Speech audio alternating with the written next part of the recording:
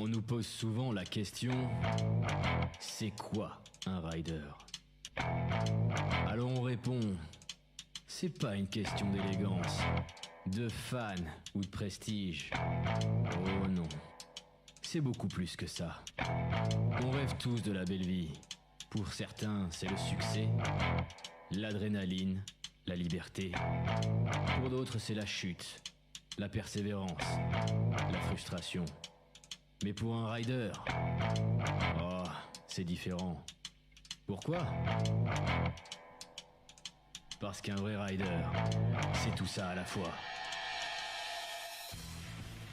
Salut tout le monde, on est en direct sur Twitch et sur YouTube. Ouais, c'est la première fois qu'on est sur Twitch et on est vraiment ravis de vous accueillir, les jeunes Twitchers, je sais pas si on dit comme ça, ou les jeunes YouTubistes. Bonjour à tous, on est donc sur Immersion Freestyle. C'est une émission 100% sport extrême, 100% freestyle. Bon, avant, on avait une chaîne YouTube Immersion Freestyle où on était en direct tous les vendredis. Mais on a eu un petit problème. Bon, on vous explique tout de suite avec un petit sujet. Salut à tous, on a eu un petit problème sur YouTube, on a été bloqué par des droits d'auteur et jusqu'au 9 octobre on pourra pas faire de live, alors on est bloqué. Tout ça à cause d'un d'américain. T'inquiète pas, on va trouver une solution. La seule solution c'était de refaire une chaîne YouTube et de tout recommencer jusqu'à zéro, tout ça à cause d'un Bon, maintenant tu te calmes vraiment. Comme a dit Anthony, on a refait une chaîne YouTube spéciale pour les lives. Et d'ailleurs, vous pouvez aller vous abonner, ça s'appelle le Talk Show. Car oui, l'algorithme de YouTube fonctionne avec un P-score. Qu'est-ce que signifie le P-score? Le P-score est la note que YouTube donne à ta chaîne. Ah oui, il y a quelque chose d'autre aussi. On a créé une chaîne Twitch. Là, ça va pas être difficile de nous trouver parce qu'on est les seuls à faire des sports extrêmes sur Twitch. Est-ce que tu as quelque chose à rajouter, Anthony? Oui, nous avons constaté que sur l'algorithme de la chaîne principale, vous êtes que 75% des téléspectateurs à ne pas être abonnés. Donc je vous invite à vous abonner maintenant avant que je vienne brûler votre maison et que je vienne Bon, voilà, tout vous a été expliqué. Maintenant, vous savez ce qu'il vous reste à faire pour l'évolution de cette chaîne. On se dit donc à la prochaine. Salut à tous, on a eu un petit problème. Et voilà, vous l'avez compris, à la prochaine tout le monde. Voilà, vous êtes dans le talk show, donc voilà, si vous êtes tout nouveau, vous n'hésitez pas à vous abonner, vous n'hésitez pas à nous suivre sur Twitch, à vous faire plaisir, on est aussi sur Instagram. Alors aujourd'hui, l'émission elle est un peu spéciale parce qu'elle a été préparée, mais complètement à l'arrache, puisqu'on avait des tournages jusqu'à 15h aujourd'hui, et donc s'il y a des ou si je n'ai pas assez de spontanéité, excusez-moi les gars. Alors, aujourd'hui, qu'est-ce qui se passe? On a l'interview avec Serge Froissart, que vous voyez par ici. Ensuite, on a la chronique du stagiaire, pas lui, mais un autre. On aura la chronique d'Anto, personne qui est là, mais on le prendra, il est allé faire un tour à la piscine. Et on aura un hommage avec William. Je vous souhaite à tous et à toutes la bienvenue dans Immersion Freestyle.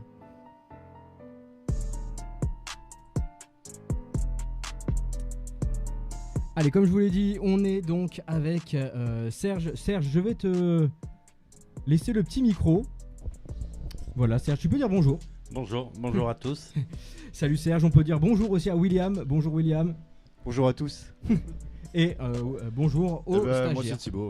Voilà, Thibaut qui se représente encore une fois. Bonjour Thibaut, tu vas bien? Ça va. Alors bien sûr, on a deux micros, donc le mien et celui que Serge a. On a aussi si je dis un putain. Bon là c'était un peu tard, mais normalement on est censuré par cette petite clochette. Et là le responsable, ça va être notre ami William pour les petites explications. Alors Serge, tu es le manager de l'équipe de France de BMX Freestyle. Mais c'est quoi ce poste? Pas tout à fait. En fait, je suis manager de la filière cyclisme urbain à la Fédé, et le cyclisme urbain, ça a été un domaine qui a été créé par l'UCI qui regroupe le BMX Freestyle, park et flat, le trial, et il y avait le XC Eliminator qui par contre est sorti. En fait, c'est quand ils ont fait le championnat du monde de cyclisme urbain pendant 3 ans à Chengdu, en fait on a regroupé les mêmes disciplines nous au sein de la Fédé. Donc j'ai en charge le management de cette filière pour la direction technique, donc ça concerne les 3 équipes de France, c'est-à-dire park, flat et trial. Alors la particularité un petit peu, c'est que les 3 disciplines ont un statut différent au niveau officiel dans le sport. C'est-à-dire qu'on a le park qui est devenu olympique, donc qui est forcément reconnu de haut niveau, discipline olympique. Ouais. On a le trial qui est reconnu de haut niveau par le ministère, mais pas olympique. Et on a le flat qui pour l'instant n'est pas reconnu de haut niveau. Et qu'est-ce qui a fait qui en 2016, là quand ça s'est créé, ce pôle, bah, ça a été toi qui a été choisi. Alors pour plusieurs raisons. Un, c'est que j'étais déjà manager du trial. C'est-à-dire que depuis 2012, j'avais un mi-temps à la Fédération française de cyclisme et donc je connaissais bien la fédération de l'intérieur. Ensuite, justement par ce côté du trial, j'ai su assez vite que le BMX Freestyle allait intégrer aussi l'UCI, donc le sport institutionnel. Et il se trouve que dans mes jeunes années, quand je faisais beaucoup de shows en trial et tout, j'ai beaucoup côtoyé le début du BMX Freestyle, aussi en France. Beaucoup fait de shows, notamment avec le Blix Team Arrow de Arles, Jean Somsois. Mais c'est il y a très longtemps ça, non? Ah, c'est dans les années 80, fin des années 80. Genre en gros, si je balance un sujet, ça va trembler quoi, il va y avoir des images un peu bizarres quoi. Ouais, je crois que je t'ai balancé une vidéo, je crois que c'est la seule sur Dailymotion. Alors j'expliquerai dans quel cadre elle avait été faite, parce que c'était un tout petit show, mais justement à Châteauneuf-sur-Isère que tu connais. J'avais fait venir Jean pour justement les jeunes de cette MJC. On avait fait un truc vraiment bon enfant là devant la maison des jeunes et c'était un petit show. Après on en a fait des gros dans des salons automoto, dans plein d'endroits, justement avec David Chabert, avec Jean Somsois, Patrice Caroubi à l'époque. J'ai fait aussi pas mal de démos, on s'est beaucoup croisé avec les Mad Dogs à l'époque, donc les frères Delgado, Adolphe Joly, un peu, il y avait l'époque des Crazy Ducks aussi sur Paris. Voilà, c'était le début de ces teams là un peu. Et le trial, on streetait beaucoup en fait. Okay. On avait le début des compètes, mais nous, la ville était un gros terrain de jeu parce qu'il y a des obstacles partout. Et moi, j'ai assez vite arrêté la compète et plus tourné vers les démos, les shows et tout. Et automatiquement, cet esprit freestyle, je l'avais quoi. Alors après, je t'en ai parlé un petit peu. Suite à ça, je suis parti faire du spectacle, notamment dans le cirque Archaos. Et on en parlait en off, ouais. Et donc, tu vois, cet esprit freestyle, je l'ai toujours gardé en moi en fait. Et l'occasion est passée là. Et je pense que le fait de connaître la Fédé, de connaître l'UCI, je me sentais quand même légitime en ayant cet esprit freestyle. J'ai eu aussi en formation quelques freestylers, parce qu'après je suis devenu formateur aussi, notamment du Bézac à Poitiers. On en parlera de toutes tes casquettes. Et j'ai formé au Bézac certains freestylers. Donc voilà, assez vite, la Fédé m'a fait confiance, m'a demandé d'abord de faire un diagnostic de la situation que j'ai fait. J'ai rencontré pas mal de gens. J'ai fait quasiment un tour de France en rencontrant des gens acteurs et actifs de cette période-là. Et j'ai proposé un projet à la fédération qu'ils ont accepté et c'est comme ça que ça a commencé. En 2016, ce projet où ça s'est mis en place. 2016. On parlait d'une petite démonstration et d'une image qui sautait. Je n'ai pas lancé le sujet parce que tu avais d'autres choses à dire, mais maintenant c'est le moment de lancer ce petit magnéto. Souvenir.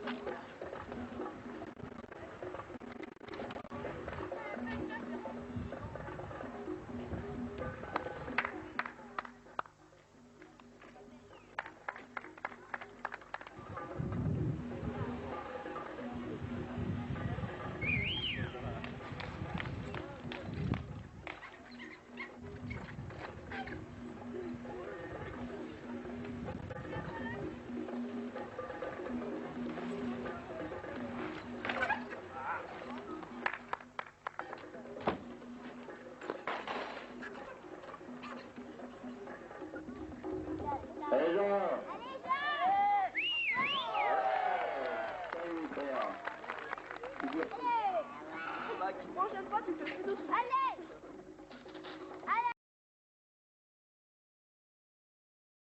Et nous voici de retour dans le live d'immersion freestyle. William avait une petite question à poser à Serge et on pose aussi une petite question à notre ami Thibaut. Thibaut, t'étais pas né en 90 il me semble.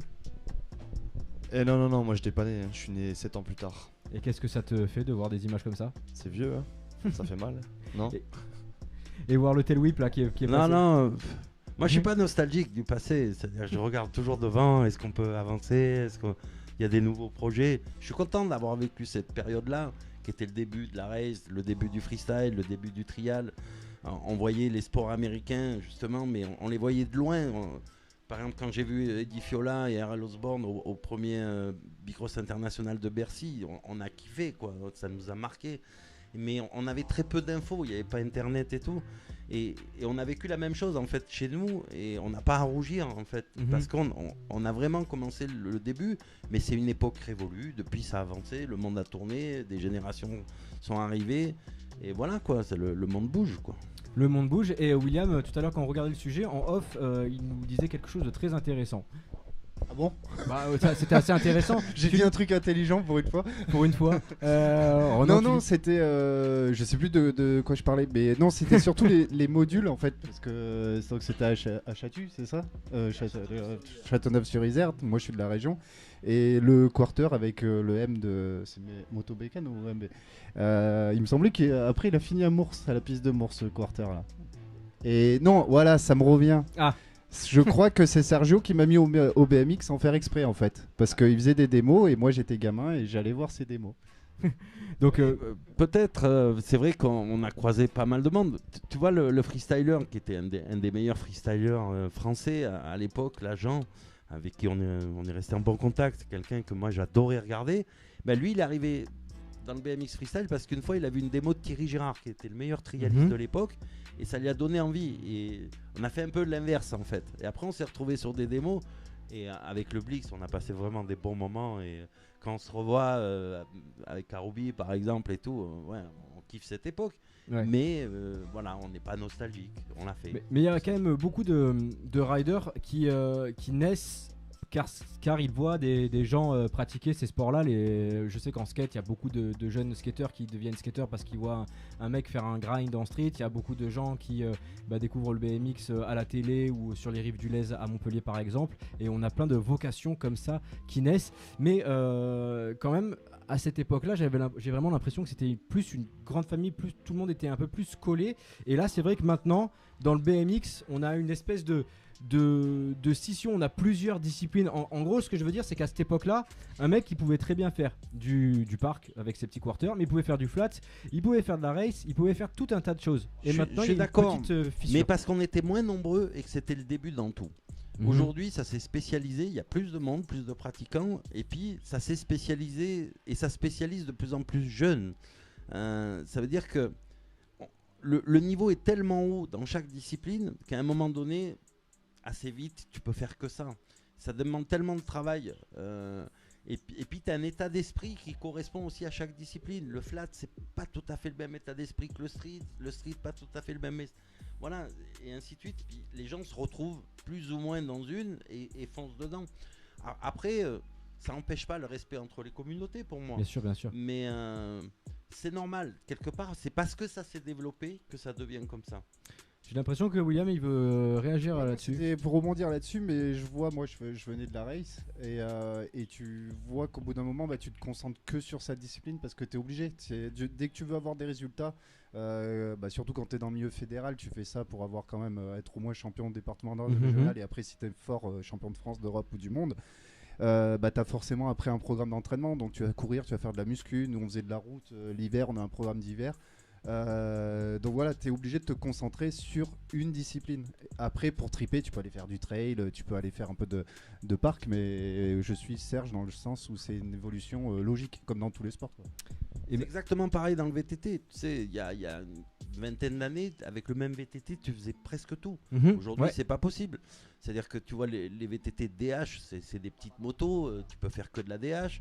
Le cross-country, aujourd'hui, c'est des Formule 1, tout carbone et tout, tu fais que de la course avec. Exact. Les trials, c'est encore plus poussé, tu vois.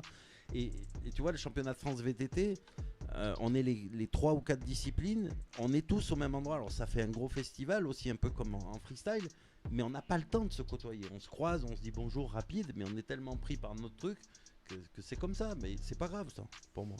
Et pour toi, en tant que sélectionneur de l'équipe de France de BMX, je me mets à l'image quand même, toi tu vas chercher quoi? Un bon rider ou un bon pilote? Pour moi, c'est pareil, hein, c'est un rider et pilote. Avec Anto, on en parlait ce matin. Pour moi, c'est pareil. L'important, c'est de rider, c'est de piloter, c'est la même chose en fait. C'est de kiffer cette sensation que tu as quand tu voles, quand tu tournes, quand tu dérapes. C'est exactement la même chose en fait. Donc, peu importe le mot, quoi. Vas-y, prends le micro. Hein. Tu regardes quoi chez un jeune? Parce que je veux dire, est-ce que tu regardes un rider en général, son état d'esprit et tout? Parce que tu vois, je veux dire n'importe quoi. T'as un gars qui peut avoir un super niveau, mais un état d'esprit à la con. Vraiment un petit con, on lui doit tout et tout. Ou est-ce que tu vas chercher un gars qui a un peu moins de niveau, qui est bien, qui peut rentrer dans l'esprit d'une équipe et qui peut... Tu sens que tu peux le faire évoluer quand même, tu vois? Il y a plusieurs choses, il n'y a pas de vérité. C'est que des histoires individuelles au sein d'un collectif. Moi je dis souvent, il faut que le collectif serve l'individu et que l'individu serve le collectif. Ça pour moi c'est primordial parce que même si c'est un sport individuel, quand on part à l'autre bout du monde, on vit ensemble, on mange ensemble, on se soutient, on s'encourage, on se félicite dans les réussites, mais on se soutient aussi dans les échecs.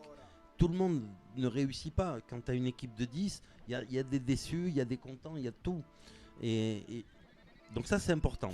Il y a donc forcément quand tu parles de collectif, il y a du savoir-vivre ensemble. Il y a des valeurs, on n'est pas en dehors de la société. C'est pas parce qu'on fait quelque chose d'original entre guillemets qu'on est en dehors de la vie. Il faut garder les pieds sur terre parce que le jour où la lumière s'éteint, la chute peut être dure. Tu t'as beau être un champion et tout, le jour où ça s'éteint pour X raison, une blessure, fin de carrière ou un truc comme ça, moi je l'ai vécu dans le spectacle un petit peu, tu mets du temps avant, tu vois. Donc je l'ai vécu, j'ai tellement côtoyé de champions aussi de toutes sortes que moi je fais vachement gaffe à ça. Ça veut dire que j'ai envie de faire tout ça, j'ai envie qu'on soit performant, j'ai envie qu'on essaye d'aller le plus haut possible, mais j'ai envie de le faire avec des gens bien, quoi. Des gens pas... qui sont respectables et qui respectent les autres, qui respectent les autres nations, qui respectent les femmes, qui respectent tout, quoi. On n'est pas en dehors de la vie, c'est les mêmes valeurs que dans la vie normale, quoi. Par contre, il faut aussi qu'il y ait un potentiel, qu'il y ait du talent et aussi une capacité de travail. Parce que le talent, à un moment donné, il suffit pas.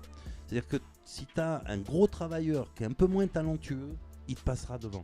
Donc l'idéal, c'est d'avoir le talent, mais aussi d'avoir cette capacité de travail.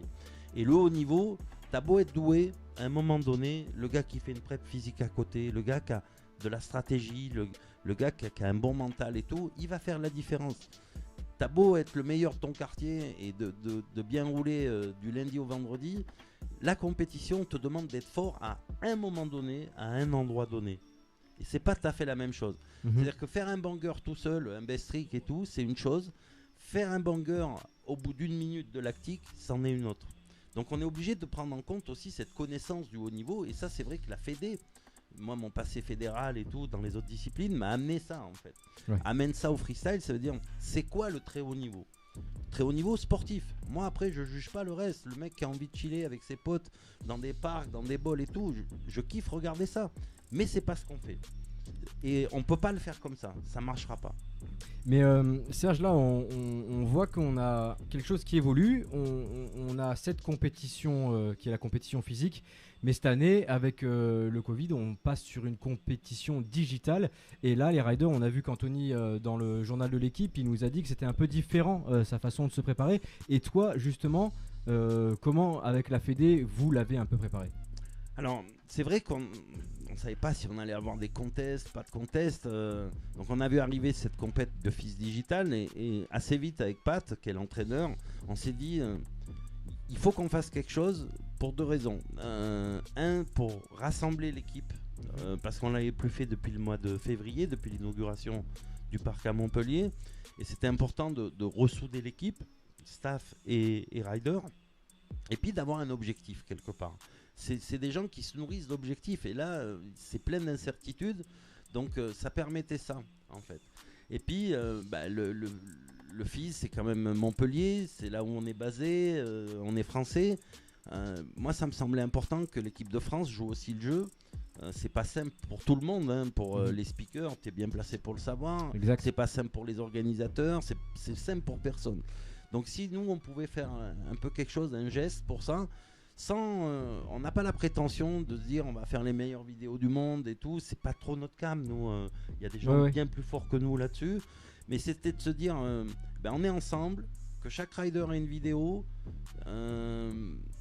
qu'on essaye de faire un truc propre. Et puis, personne n'aurait pu avoir l'accès au parc si c'était pas une sélection équipe de France, parce que la convention est faite comme ça avec la ville de Montpellier aussi. Ok. Donc voilà, l'un dans l'autre, c'était cet ensemble. Ça nous permettait aussi de tester du matériel, des outils d'entraînement. Et puis, on a vachement apprécié. Désolé pour le vachement, c'est limite pom-pom.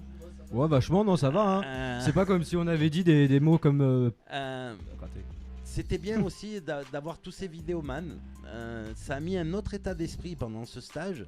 Et tous les retours que j'ai eu, que ce soit de côté rider ou côté de vous, des vidéomans, voilà, on a bien kiffé ce stage. Ouais, parce qu'on rappelle, hein, on était là et on a tourné jusqu'à ce matin avec Anthony. Et sinon, Immersion Freestyle, on a tourné avec Quentin et Flofi. Mais on a aussi le stagiaire qui est allé faire un petit tour du côté du parc olympique et il vous a fait un petit making-of que j'envoie tout de suite.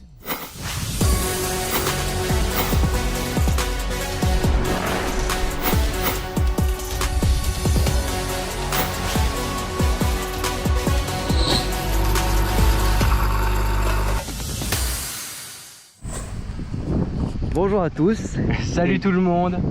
Bienvenue dans l'émission du stagiaire. Et si tu dis ça, montre ta tête. Non, je la montrerai plus tard. Montre-la. Non. Montre-la. Non. Montre-la. Non. Bon, je te la montre. Du coup, moi je vais suivre Immersion. Le vieux. Suivre Immersion Freestyle. Donc du coup là on est sur le parc olympique, c'est là où s'entraîne l'équipe de France. Et moi je vais suivre Simon avec Immersion Freestyle. Donc du coup je vous ferai le making of, ce qui se passe derrière, les petits trucs drôles et tout. Donc bienvenue à tous dans la chronique du stagiaire. Voilà. D'ailleurs c'est pas ça, c'est bienvenue à tous dans le making of du stagiaire. Exactement. Allez, c'est parti. Aïe. On est là. C'est pour les chroniques du stagiaire. Tous les chroniques du stagiaire. Watch mate.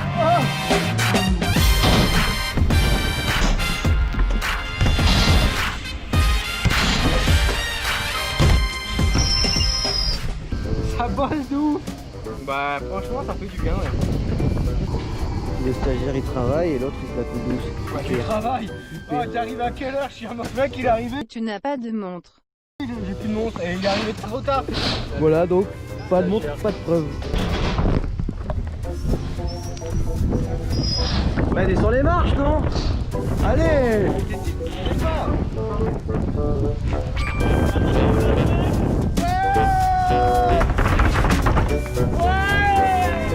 Eh t'es pro? T'es pro? Où t'es pro toi?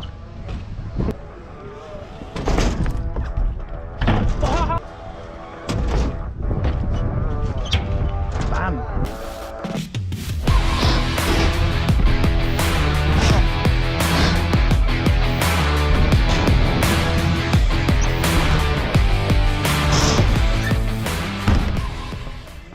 C'est les gens, ils ont été champions du monde en faisant ça. Ben objectif que tu as là, jeune, hein. Il est bien beau, bien gros. Il est bien gros, c'est bien comme les zèbres, ça. Ça filme en 4K, non? Ça filme en 4K, ça, non? Taille du truc. Ça filme en 4K. Et le boîtier qui est tout petit. Et cette merde là au milieu. Ah bah ouais, forcément. Je vais le dégager.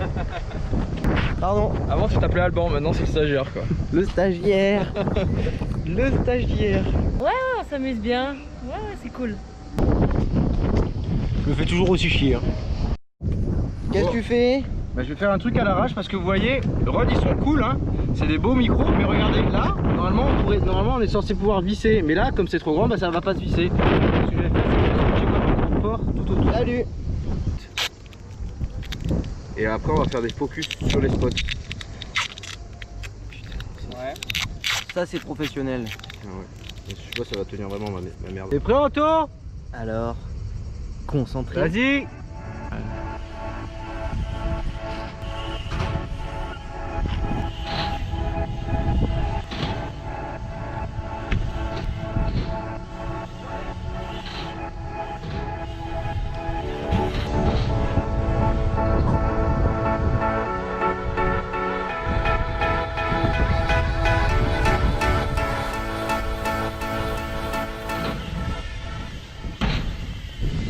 Vas-y, ça tourne.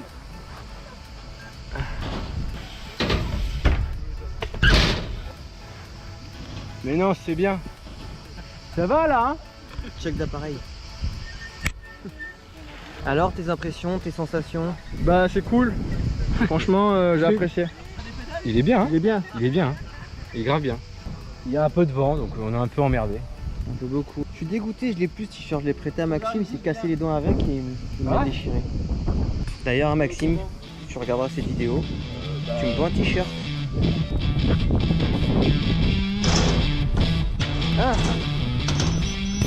Là, c'est le virage.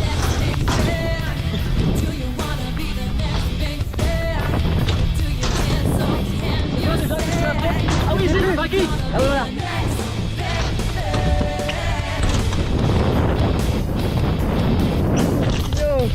Ok, échec. C'est dommage. Elle était bien? Oui, oui, oui. C'est propre.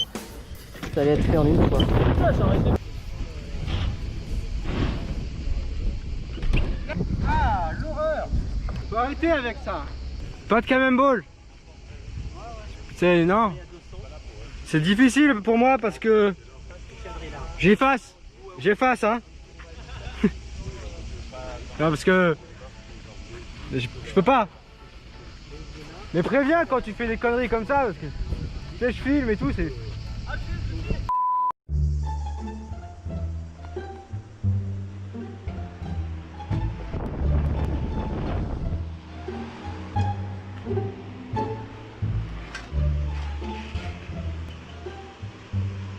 Ça, c'est mes conditions de travail. Ça, c'est les siennes. Ouais, mais toi, t'as pas ça. L'équipement sûr, mon gars. Alors, on est en train de monter les vidéos de Fotofi. Et nous on est de retour dans le live d'Immersion Freestyle, dans le talk show. Donc vous avez vu déjà les coulisses de ce beau studio. Et vous avez aussi vu ce que c'était que le IFIS et les conditions que nous avions pour tourner. D'ailleurs cette vidéo vous pourrez la retrouver sur la chaîne d'Immersion Freestyle dès dimanche. Et on fait un gros big up à Alban qui a monté cette vidéo. Ce stage, comment toi tu l'as vécu, Serge? À fond. À fond parce que il a fallu que je monte tout l'ensemble en 3 semaines. C'est-à-dire que au niveau fédéral, pour que j'ai l'acceptation d'y aller, ça dépendait de pas mal de choses, d'un budget rectificatif suite au Covid.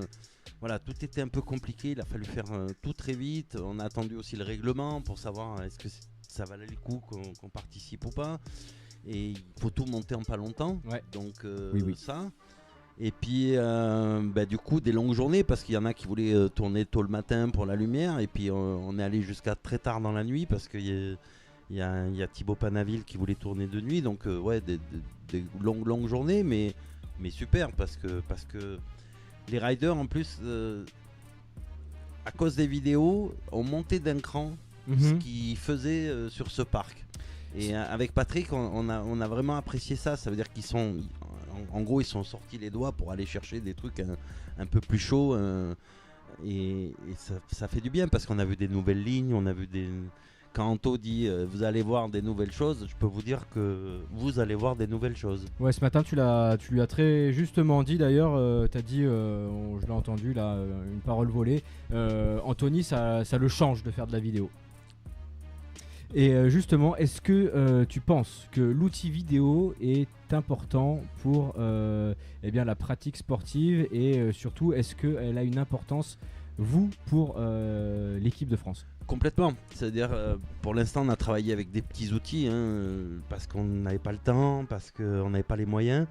Mais pour préparer Tokyo et surtout Paris derrière, on est en train là, de monter un système en fait de capture vidéo en temps réel. Ça existe. Il y a plusieurs sociétés qui travaillent là-dessus. Les autres disciplines à la Fédé, par exemple la race, la piste, ont déjà des systèmes.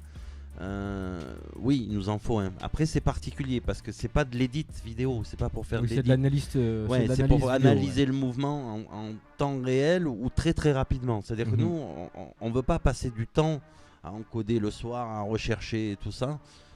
C'est pas ça qu'on veut. C'est qu'on veut des images de qualité bien prises au bon endroit par rapport à ce qu'on veut voir. Oui. Et on veut pouvoir y revenir très très rapidement dessus, presque en temps réel en fait, avec le rider. Et pouvoir pointer ce qui va ou ce qui va pas. Donc c'est vraiment un outil qui existe dans plein d'autres disciplines. Oui, dans le foot et tout ça. Après, c'est mis en place, la particularité du freestyle, c'est que le système est complexe. C'est-à-dire que vous avez un bonhomme qui tourne en 3D et un vélo qui tourne aussi en 3D, qui, en plus avec le rotor et tout, ça tourne dans tous les sens. Donc si on pourrait aller plus loin en labo et tout, mais ça demande une machinerie énorme et une force de calcul énorme parce que le système est complexe en fait. Donc on veut des choses plus simples, mais il faut faire attention parce que l'outil remplace pas l'expertise. Ça veut dire que t'as beau avoir un bel outil ou un bon outil, l'important c'est de savoir qu'est-ce que tu veux regarder et qu'est-ce qu'il faut ou pas. C'est-à-dire, si tu connais pas les déterminants du geste, tu vas avoir des problèmes à analyser. Donc c'est cet ensemble outil plus expertise qui va faire que ça vaut le coup, quoi. William, il veut réagir sur un truc. Non, c'est en complément parce que là on parle d'outils vidéo, mais on a parlé en off sur l'évolution de nos sports. Mais tu nous parlais maintenant les athlètes, ils ont donc un préparateur aussi mental et aussi nutritionniste. Tu veux parler ? Alors, ce qu'il faut, c'est bien comprendre en fait ce que c'est une performance dans le sport. Une performance, elle a 4 paramètres. Il y a un paramètre physique, un paramètre technique, un paramètre stratégique et un paramètre mental. Celui qui va gagner le jour du contest, c'est celui qui a le meilleur pack ce jour-là, en fait. Et l'athlète parfait, il n'existe pas. Personne n'est au top dans ces 4 paramètres parce que c'est des vérités d'un jour. Mais comment on peut optimiser l'athlète freestyler? Attention, je ne veux pas que ça soit dit que athlète. Ce qui est important, c'est de garder l'esprit freestyle, mais de faire des athlètes de freestyle parce que c'est ça notre mission à nous. Après, je te dis, moi j'ai rien contre ceux qui chill, ceux qui entre potes et tout, mais dans notre branche, on peut pas faire ça. Il faut optimiser, essayer d'optimiser tout, et plus tu vas vers le très haut niveau, plus c'est du détail. On dit souvent, c'est une somme de détails à mettre en place le jour J. Donc on essaye d'optimiser tout, forcément. Mais il faut du temps, il faut que le rider se l'approprie. C'est souvent par l'erreur. C'est j'ai manqué quelque chose, il a manqué ça, qu'est-ce que je peux faire d'autre après ? Et ainsi de suite. Mais oui, on a un préparateur physique où on travaille avec le Krebs à Montpellier. Et puis on essaye de regarder côté nutrition, mais sans en faire des moines. Ça veut dire que de temps en temps, aller au McDo, de temps en temps se déchirer le ventre comme on sait bien le faire. Oui, mais pas que. C'est-à-dire se déchirer le ventre comme on sait bien le faire. Ouais, mais faut pas être, quand je disais, il faut pas être en dehors de la vie, mais il faut aussi te donner les moyens de tes objectifs. Ça veut dire que si tu as des objectifs élevés, à un moment donné, il faut que tu t'en donnes les moyens. Sinon, tu vas être déçu, tout simplement. Tu vas pas y arriver, tu vas être déçu. On voit le résultat, par exemple, avec Anthony Jean-Jean.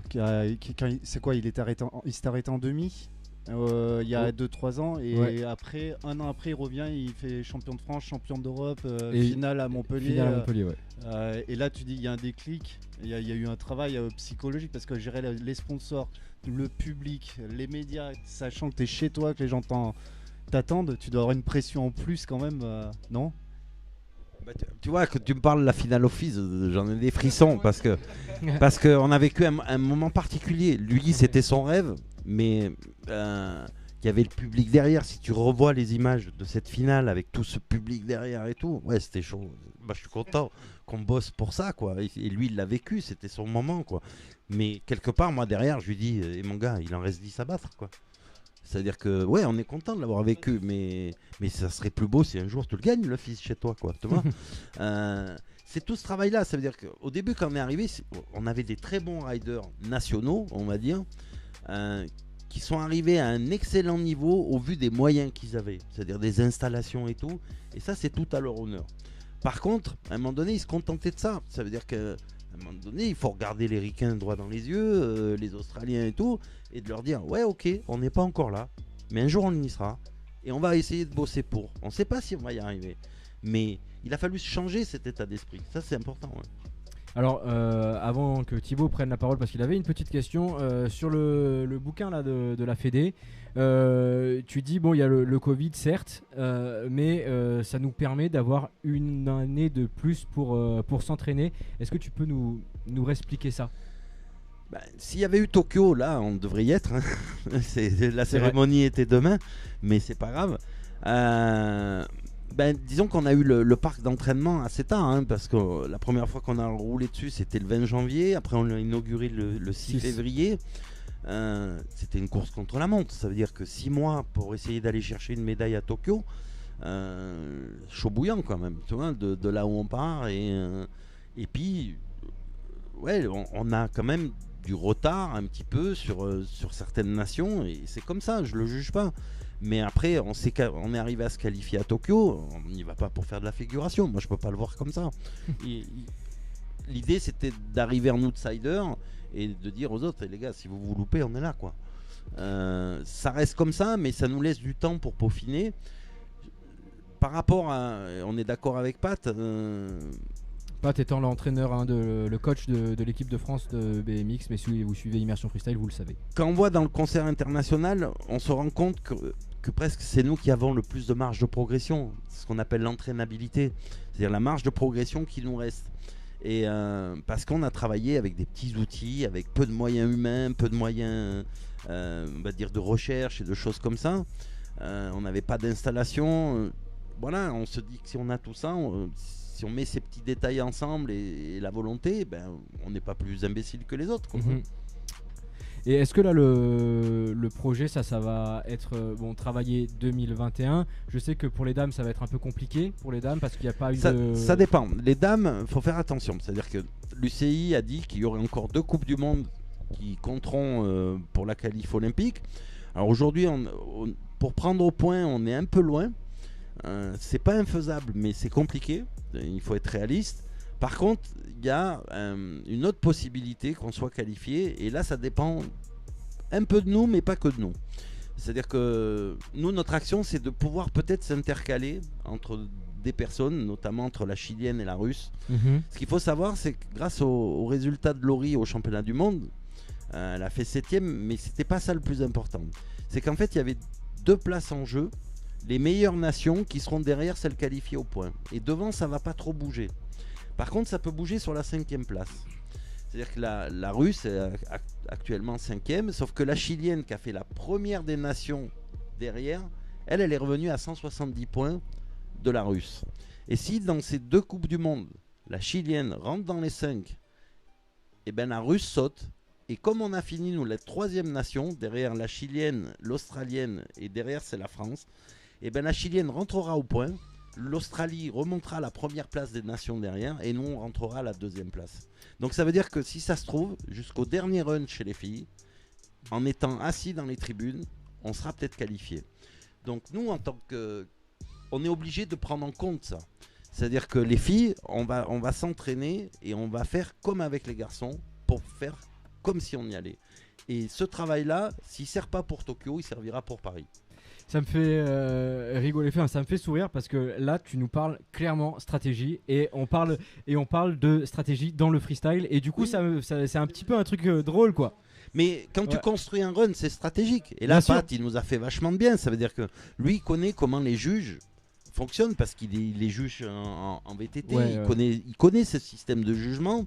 Il connaît les autres riders et il voit ce qui se passe. Ça veut dire que pendant les practices, il observe beaucoup tous les riders. Comment on peut se décaler, comment on peut faire quelque chose d'autre, et c'est clair qu'il y a un gros aspect stratégique dans la perf. Ouais. Allez William. C'est une question idiote, mais j'ai envie de la poser. Est-ce que, par exemple, vous avez des tricks, mais qui sortiront que pour les JO? Est-ce que ça se travaille? Bien sûr, et je pense que toutes les nations vont essayer de faire ça. Après, il faut être sûr, hein, parce que il peut tout se passer au jeu. Pourquoi? On est une des rares disciplines de tous les sports confondus, en fait, à arriver directement en finale. C'est-à-dire qu'il n'y a que 9 riders. Il y a une manche de placement et après une finale directe. Et quand on voit ces 3 derniers championnats du monde, où il y a eu plein de surprises en fait, vous avez des gens qui tentent et qui tombent, d'autres qui émergent. Quand on voit Dowell qui gagne il y a 2 ans, personne ne le voyait au départ. Et il se passe plein de choses en fait. Et les 9 ont leur chance d'avoir une médaille. Peut-être pas le titre, mais au moins une médaille, tout est jouable. On l'a vu encore cette année au mondial, si Anto il pose son run en finale, vu toute la performance des autres, mais avec des cires on refait le monde, c'est comme ça. Mais on sait qu'il a le potentiel. On sait qu'il a le potentiel de monter sur la boîte au moins. Mais il faudra le jour où toutes les planètes vont s'aligner, et il est en train de préparer ça. Et quand moi je le vois tous les entraînements sur le parc, il est en train de bosser dur pour ça. Mais pas que lui, hein. Isvan aussi, parce qu'il y aura un remplaçant automatiquement. Et jusqu'à la veille, ça veut dire que le remplaçant il sera sur le parc, il fera les practices, parce que comme il n'y a que 9 personnes, le CIO ne veut pas que s'il y en a qui se fument aux practices, que d'un coup il n'y ait plus personne. Donc jusqu'à la veille, tout peut bouger. Donc il ne faut pas qu'on ait Kanto, il faut qu'on ait aussi derrière des gens qui soient prêts. On ne sait jamais ce qui peut se passer. Voilà, et tout le monde va essayer d'optimiser son niveau. Mais nous on a confiance voilà, au groupe élargi, hein. On a choisi 4 riders pour l'instant qui sont susceptibles d'aller à Tokyo. On est conscient des niveaux, des différences et tout, mais tout le monde doit se tenir prêt. Il suffit de se blesser 2 mois avant. Et voilà, Anto il s'est blessé il y a 2 ans gravement. Si ça se passe ça, on fait quoi? On lui souhaite pas, mais nous, avec Patrick, on est obligé de tout prendre en compte en fait, et d'essayer de pallier à tous les impondérables. C'est comme ça, quoi. Alors, on avait aussi une petite question de la part de Tib. Moi, j'ai une petite question. En faisant abstraction des Jeux Olympiques, qui est évidemment l'avenir du BMX, comment toi tu vois l'avenir grossièrement du BMX? C'est compliqué à dire, hein, je suis pas devin. Non, je pense que c'est sûr que ce côté-là, c'est pas que le freestyle, en fait. On sent que les gens vivent de plus en plus en ville, et les sports urbains, qu'on dit urbains, sont poussés. Pour plusieurs raisons. Il y a aussi ces grosses machines comme l'UCI, comme le CIO. Autant ils maîtrisent bien aussi le côté télé. Ils voient aussi que les jeunes aujourd'hui bougent. La télé, ils font leur télé, quoi. Donc tout ce qui est digital, ils ont besoin, ces grosses machines ont besoin aussi d'aller voir là-dedans.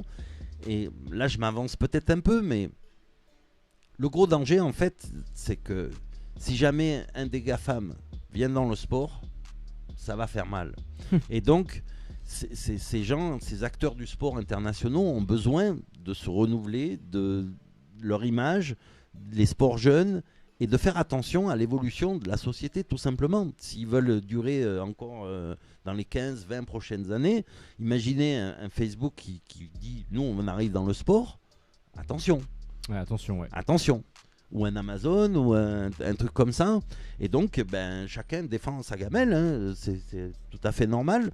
Donc voilà, donc il n'y a pas que le freestyle, c'est prendre le train en route de l'évolution d'aujourd'hui. Après, le freestyle... Moi, on n'est pas là pour prendre tout le freestyle. En fait, moi, j'ai l'impression que le freestyle, c'est un grand arbre avec plein de branches. Ouais. Et puis, il y a une branche, on va dire, qui avait été sectionnée et qui poussait plus pendant 15-20 ans. Toutes les autres ont un peu poussé. Le côté culture urbaine, le côté underground, qui me plaît beaucoup, moi. Donc le freestyle, pour toi, c'est l'arbre? C'est l'arbre. Là, on avait et puis là, il y a la urbaine. branche côté sport qui repousse, voilà, Ouais, qui avance. On ne sait pas trop où elle va. Après, c'est sûr que ça va faire du focus sur la discipline, on va dire au niveau grand public. Nous, on le voit tous les jours, on a des demandes de médias de plus en plus, et tant mieux pour le sport. Et en parlant de grand public, hein, j'en profite, on fait une petite transition parce que vous savez, on a le gros parc, vous avez le gros parc pour vous entraîner pour les athlètes, mais il y a aussi tous les riders amateurs qui eux utilisent les skateparks communaux, et Anthony, ça l'a un peu énervé. Et donc du coup il a fait une petite vidéo pour expliquer les dangers sur les skateparks.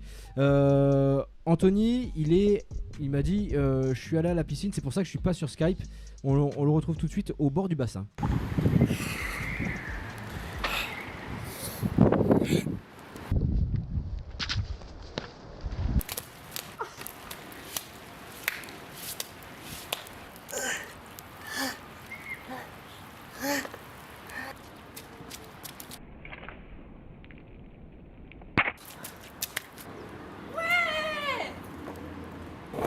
Désolé mec. Pas de soucis mec. Ça fait bizarre hein. Et bah nous dans les skateparks c'est comme ça tous les jours. Ça peut être aussi très violent.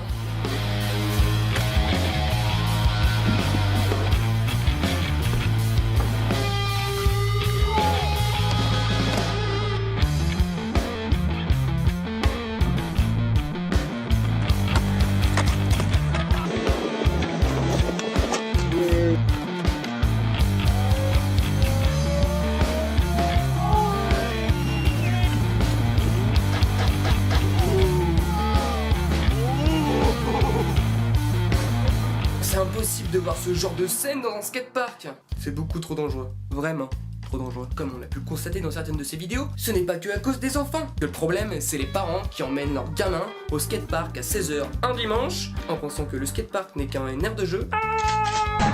J'entends souvent dire, de la part des parents, qu'ils payent leurs impôts et du coup qu'ils ont le droit de skater le skatepark. Oui, c'est sûr, mais nous on paye des impôts aussi et on peut pas skater les bancs publics. Arrêtons avec ce sujet car ça va m'énerver.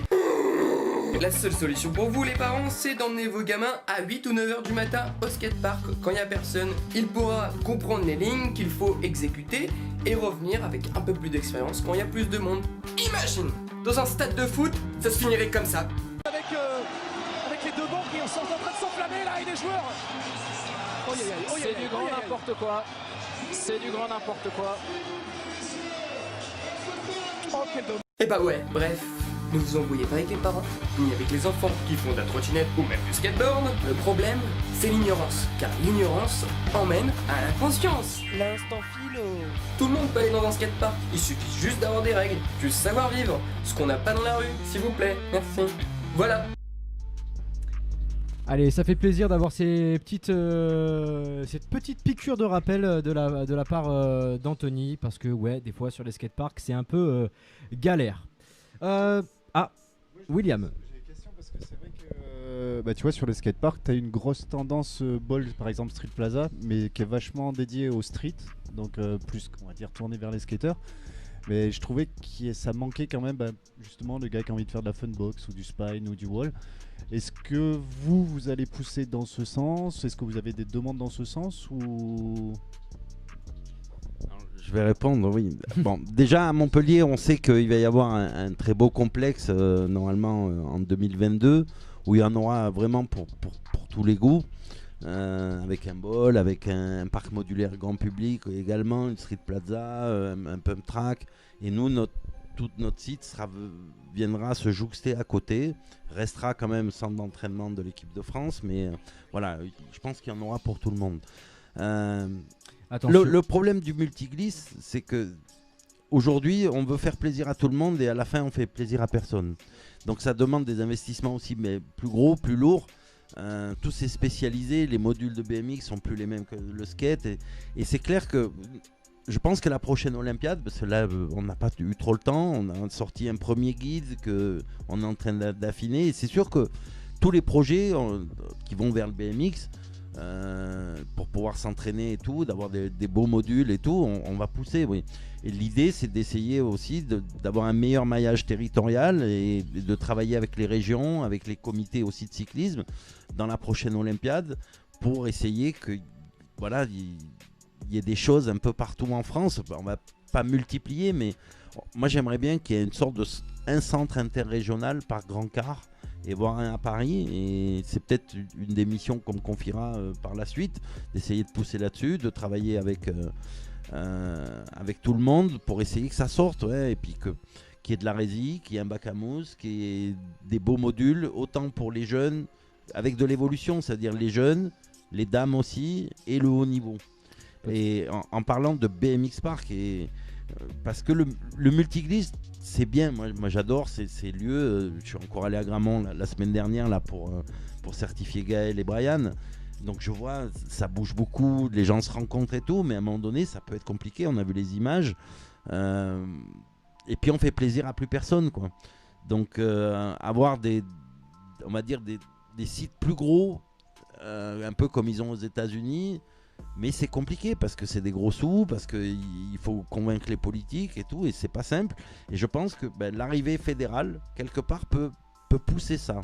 C'est beaucoup plus, on va dire, plus facile d'appuyer des projets quand on est une fédération vis-à-vis des collectivités, que quand on arrive, on est une petite association de copains, on a l'idée finale, mais c'est vachement lourd pour une petite asso d'aller discuter avec ces gens-là, parler de gros sous, de projets et tout, c'est long.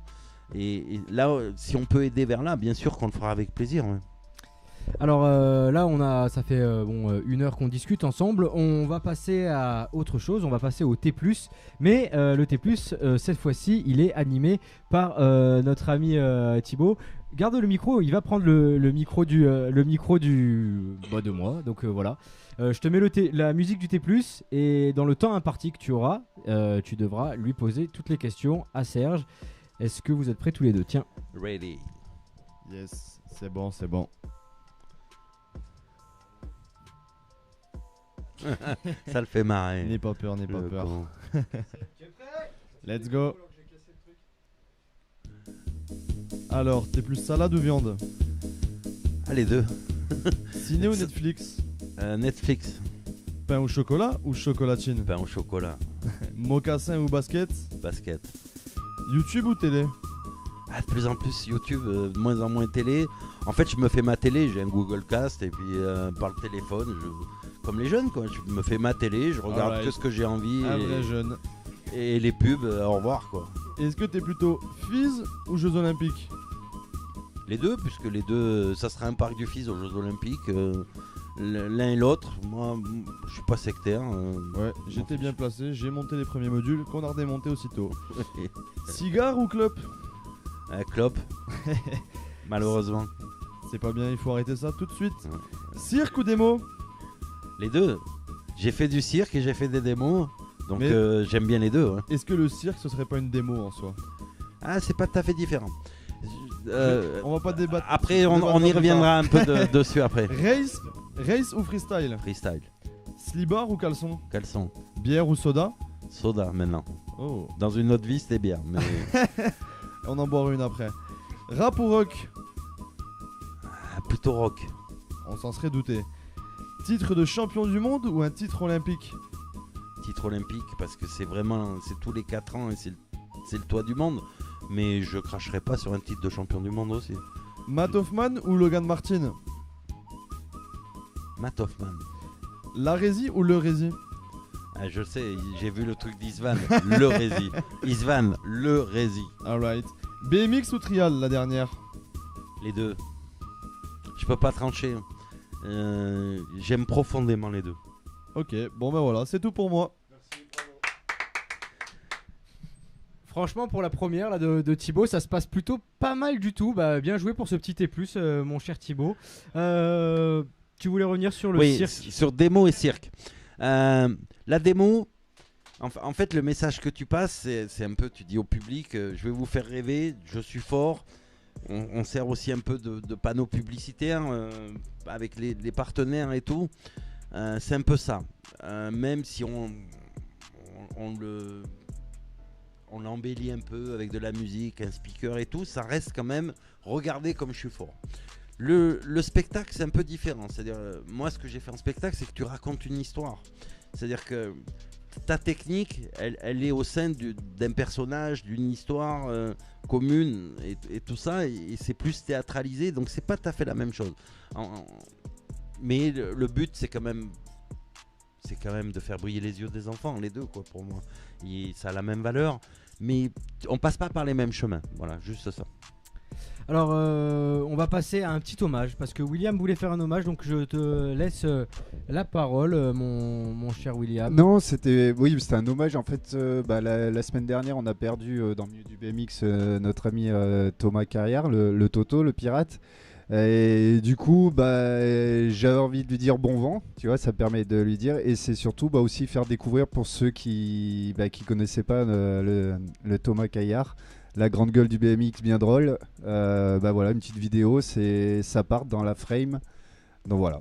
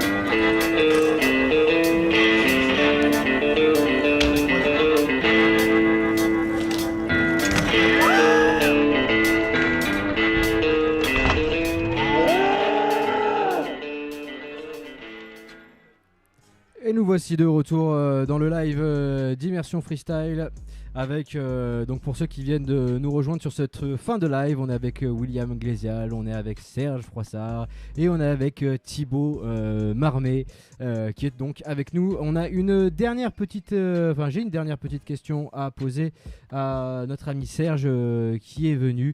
Serge, qu'est-ce que ça va changer 2021 à ton sens? Cette pandémie, parce que en ce moment, c'est ça le plus important. Il faut, je sais pas, il y a des gens qui perdent leur taf, il y en a qui ont perdu des gens. C'est quand même plus important que le freestyle, entre guillemets, quoi. Donc déjà, passer ça, moi j'encourage tout le monde aussi à faire un peu attention, parce qu'on n'est pas sorti de l'auberge. On le voit, autant en France ça va un peu mieux, mais quand on voit un peu les infos, on voit que sur le continent américain, c'est encore sauvage, quoi. C'est loin de nous, mais ils vivent ce que nous on a vécu en mars. Voilà, et on sent que c'est pas réglé cette histoire. Et c'est avant tout ça. Et après, 2021, nous on espère qu'il y aura à Tokyo, de vivre ça. Les premiers Jeux Olympiques où il y a le freestyle, c'est quand même pas rien, quoi. Ouais. Et puis après, on préparera Paris. Mais avant tout, moi je souhaite que les événements reprennent, que les gens aient la santé, et puis qu'on retrouve, même si la vie sera peut-être pas tout à fait la même chose, mais qu'on retrouve ses talents et qu'on sorte un peu de cette incertitude où on ne sait pas trop où on va, où on n'a pas trop la confiance dans l'avenir. Et voilà, je souhaite ça à tout le monde, quoi, tout simplement, quoi. Et sportivement, donc du coup 2024, on va dire 2024 parce c'est on va dire un peu plus certain, on va dire entre parenthèses, hein, bien sûr. 2024, ouais, j'ai envie, j'y pense pas tous les jours, mais presque, dans le sens où c'est les jeux à la maison, quoi. Vous imaginez ce que c'est dans le sport, quoi. Ça veut dire d'essayer d'être performant aux jeux chez soi. La dernière fois qu'on a eu les jeux d'été, c'était il y a 100 ans en France. Donc c'est rare, quoi. Ouais. Et là, on a la chance de les avoir. On sait qu'on va y participer parce que normalement, on sera déjà qualifié en tant que pays hôte. Et puis, on espère que ça sera la même effervescence que quand, par exemple, il y a eu France 98. Et donc, on rêve d'y être, de le vivre. Par contre, on sait que ça va être terrible d'un point de vue de la pression, d'un point de vue... parce que là, la famille est là, les amis sont là, les politiques sont là. Voilà, tout le monde va être là derrière et ouais, ça va être sauvage, mais... Tu la ressens déjà, la pression des gens pour 2024 ? Oui. C'est très simple, hein. Le jour où la France a obtenu les Jeux, nous, derrière la Fédé, on a eu une réunion assez rapidement. Et le président nous a dit, maintenant qu'on sait qu'on les a, c'était 6 ans avant, hein, et il nous a pas dit pensez-y tous les jours, mais il nous a dit il faut l'avoir toujours un petit peu dans un coin de la tête quelque part, et que tout ce qu'on fait à un moment donné ça va arriver dans cet entonnoir. Si on parle du sport, hein, après la discipline c'est autre chose dans son ensemble, le développement de la discipline, mais est-ce que du coup il a mis un petit coup de boost, le président, il est arrivé, il a dit non, voilà, il nous fait confiance sur...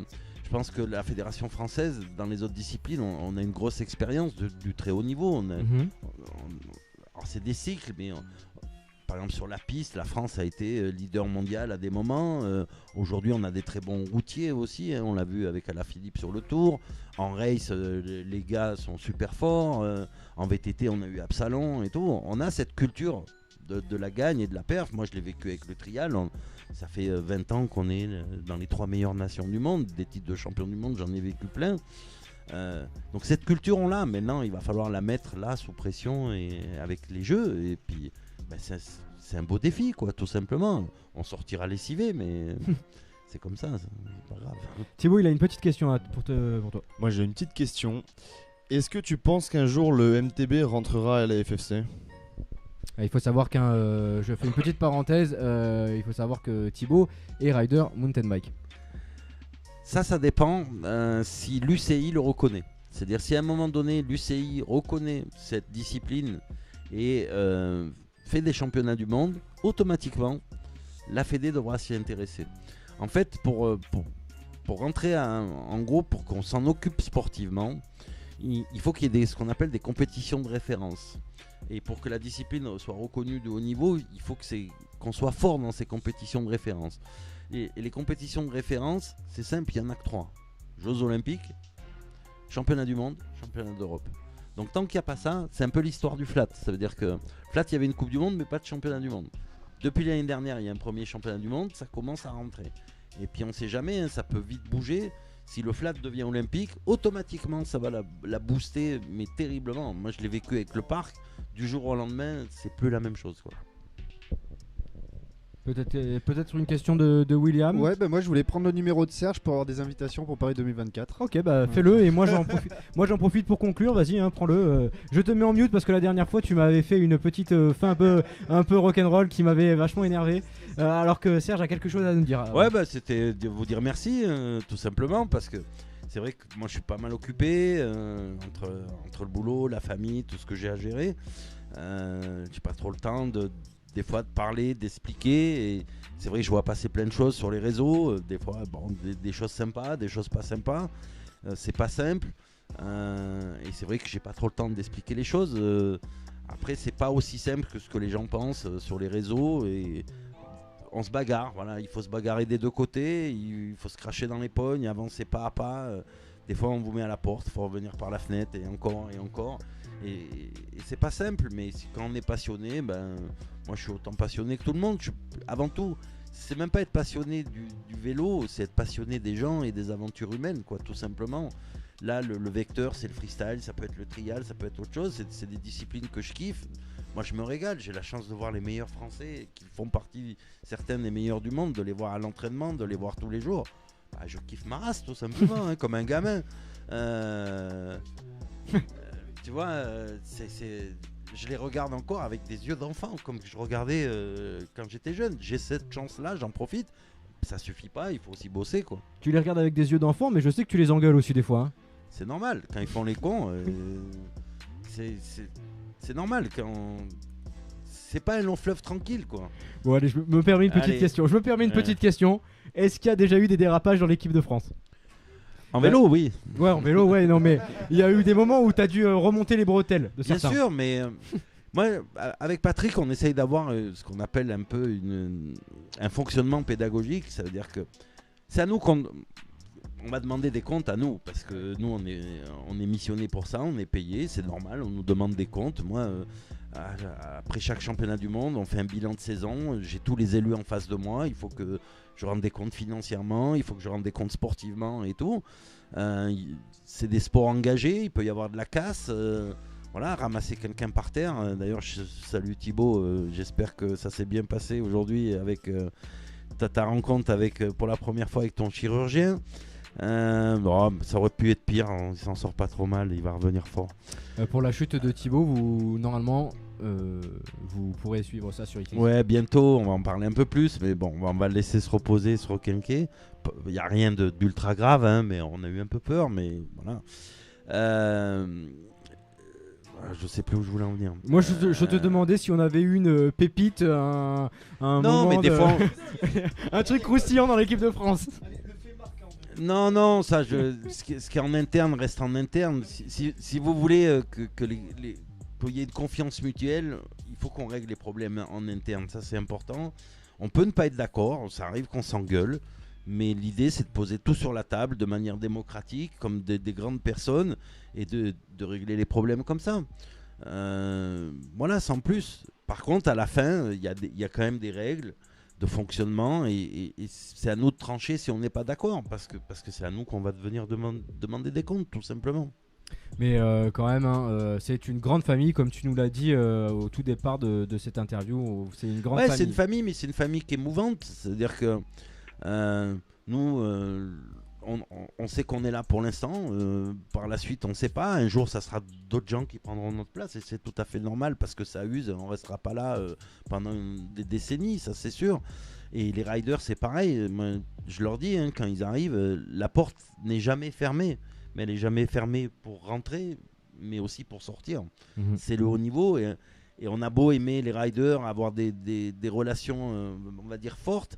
À un moment donné, sur la haute performance, on ne peut pas faire de sentiments, parce qu'au risque de justement ne pas être performant. Donc il faut composer avec tout ça. C'est pas simple, mais c'est, on va dire, c'est ce qui fait le charme, on va dire. Voilà, c'est des relations humaines qu'il faut gérer tout le temps. Eh ben, merci beaucoup. Est-ce que merci à vous. Quelqu'un a quelque chose à rajouter? William a quelque chose à rajouter? C'était présenté sur le IFIS, l'équipe de France qui a... Là, on avait sélectionné pas mal de personnes, hein. Je crois qu'ils étaient 8 garçons, 4 filles, mais tout le monde n'a pas fait de vidéo. Par exemple, la dernière arrivée là, qu'on a intégrée, c'est Estelle Majal qui vient de Nice. C'était vraiment, on va dire, une incorporation dans le groupe avant tout. On va apprendre à mieux se connaître et tout. Le but, c'était pas qu'elle fasse une vidéo IFIS, mais tous les garçons en ont fait une. Ouais, il y avait Anto, Isvan, Max, Flofi, Alex Montfort, Thibaut Panaville, Quentin Morien, qui est encore le petit Floca aussi. Voilà, ils ont envoyé du bois. J'espère que ça va vous plaire et que vous allez voter pour eux, parce que c'est la famille, tout simplement.